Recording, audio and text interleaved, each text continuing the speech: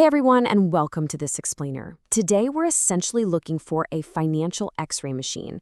We're going to bypass all those surface level metrics that Wall Street absolutely loves to parade around and discover how to reveal the true underlying health of a company. So if you've ever felt completely overwhelmed by financial statements, or maybe just wondered if a business is genuinely as successful as its flashy headlines claim, well, you are definitely in the right place. But first, I want you to just stop and ask yourself a question. Why do so many incredibly intelligent investors get totally distracted by easily manipulated numbers? I mean, we constantly hear about revenue beats and earnings per share, right? But what is the single most important yet widely misunderstood financial metric that actually drives a stock's long-term value? Honestly, the answer to that question is going to completely change the way you invest and the stocks you choose to hold in your portfolio. Okay, let's just dive right into our roadmap for today's beginner-friendly tutorial. We'll kick things off with the metric that cannot lie, move right into the 5 ways to spend cash, and uncover why earnings deceive investors.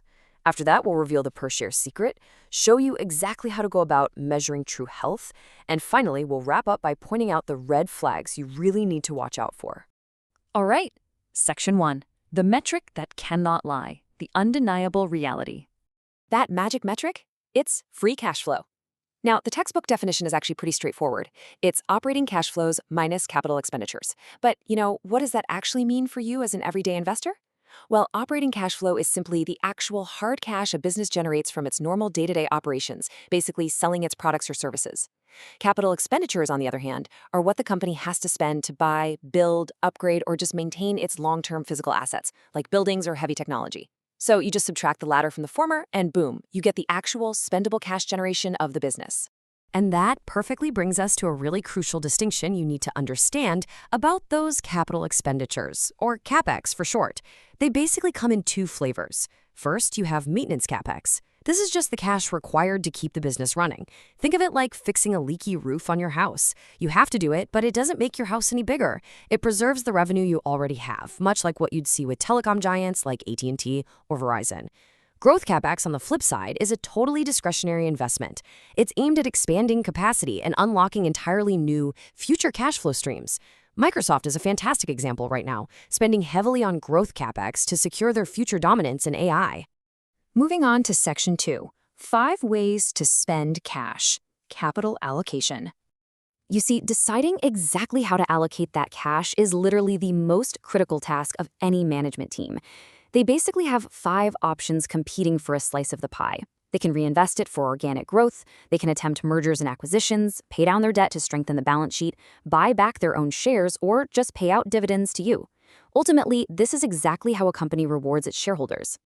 So, knowing what a company's specific priorities are is absolutely vital. Take Johnson & Johnson, for example. They are incredibly transparent with their investors, explicitly laying out their strategy. Their number 1 priority? Reinvesting for organic growth. Next up is paying competitive dividends, followed by opportunistic M&A, and then lastly, share buybacks. If you're an investor who's actively seeking income, seeing dividends ranked that high on their priority list is fantastic news. It tells you exactly how they plan to use their financial lifeblood. Okay, Section 3. Why earnings deceive investors. Accounting manipulation. We are constantly fed net income and earnings per share figures by the financial media, but those numbers, they can be a total mirage. Net income is highly subject to accounting tricks, restructuring charges, and weird one-time gains or losses. For instance, selling a factory creates this massive temporary boost in earnings, but it totally masks any underlying operational struggles. Free cash flow, however, reflects the actual cash hitting the company's bank account from its core operations. It simply cannot be distorted the same way earnings can. We can actually see this illusion in action with Amazon back in 2023.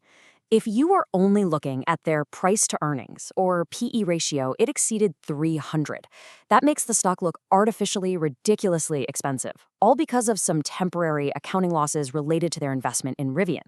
But if you bypassed earnings completely and looked at their price to free cash flow multiple, well, it painted a much more accurate, stable picture, sitting quite reasonably between 20 and 40. Cash flow tells the truth. Let's move to Section 4. The per-share secret, intrinsic value driver. Let's walk through a super simple but really eye-opening math example. Imagine a company generates $100 million in free cash flow and has 50 million shares outstanding. That means your free cash flow per share is exactly $2. Now, imagine the company doesn't grow its total cash flow at all the next year, but they use some of their cash to buy back 5 million of those shares. Suddenly, there are only 45 million shares outstanding. Your free cash flow per share just artificially boosted to $2.22.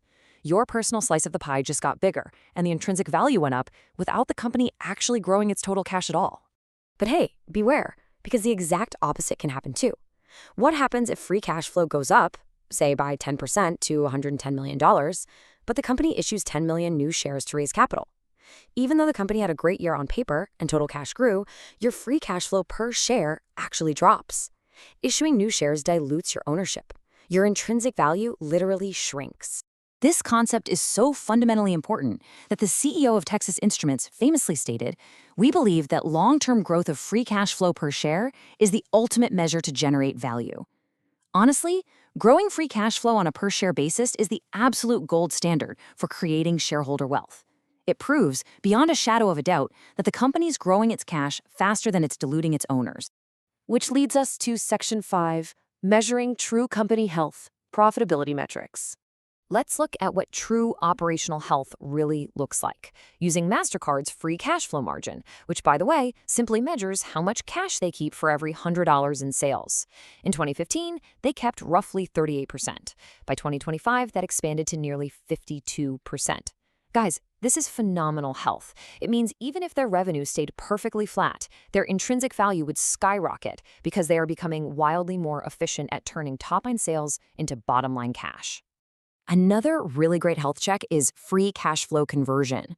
This tells us if a company is successfully turning its paper accounting profits into real, spendable cash. The math is super simple. Find free cash flow, divide it by net income, and multiply by 100.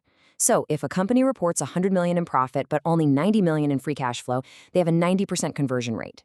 You generally want to see this sitting right around 100%, proving that their earnings aren't just some clever accounting illusion. Now, once you really understand cash flow, you can explore valuing a company using a discounted cash flow, or DCF model. I know it sounds super intimidating for beginners, but the logic is literally just 5 steps. First, project how much free cash flow of a company will generate in the future. Second, discount that future cash back to its present value, because obviously $1 today is worth more than $1 tomorrow. Third, add any cash sitting on their balance sheet. Fourth, subtract their debt. And finally, step 5, divide by the shares outstanding to find the true intrinsic value of a single share. Easy, right? All right, a final section, Section 6. Watch out for red flags when FCF doesn't work. So there are a few major exceptions to the cash flow rule. Heavily regulated utilities, for example, often report negative free cash flow because they spend absolutely enormous amounts of capital expanding infrastructure, which regulators later allow them to earn a return on. Similarly, with real estate investment trusts, or REITs, traditional free cash flow data gets pretty skewed. For REITs, you actually must use an alternative metric called adjusted funds from operation to gauge their true health and dividend safety.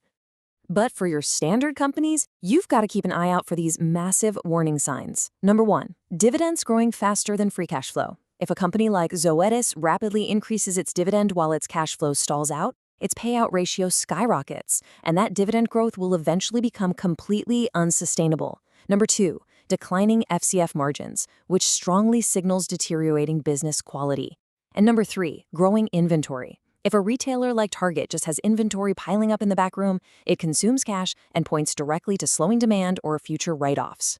But perhaps the absolute ultimate red flag is stock-based compensation. This is a total Trojan horse, often seen in high-growth tech companies like Coinbase or Palantir. Because stock-based compensation is technically a non-cash expense, accountants just add it back when calculating operating cash flow. This makes the cash flow look incredibly strong on the surface, but beneath that surface, they are silently issuing millions of new shares to their employees, aggressively diluting your actual shareholder value.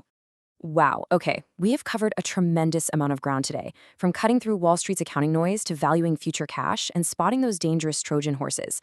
By focusing on growing free cash flow per share, you bypass all the manipulated metrics and align yourself with the absolute ultimate driver of a company's long-term intrinsic value.